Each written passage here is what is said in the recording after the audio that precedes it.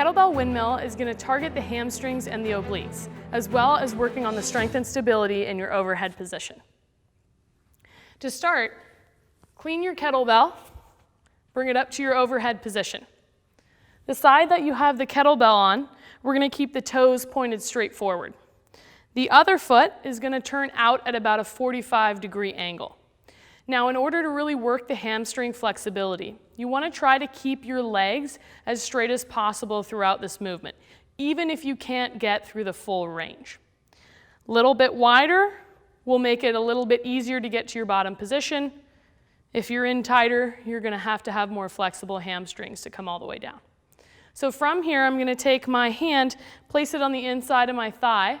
I'm going to look up at my kettlebell, keeping my eyes on it throughout the movement. I'm going to hinge at my hips like a deadlift, but we'll add a little rotation through the upper back as I slide down, and then straighten all the way back up, making sure to squeeze my glutes and fully extend my hips at the top. My legs are going to stay straight as long as possible in this movement.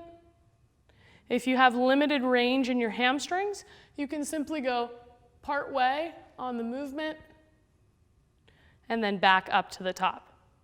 Now, you want to make sure that the hips are going at a slight angle out behind you. So you should feel a really big stretch here on this outside hamstring, and you should feel your oblique working here.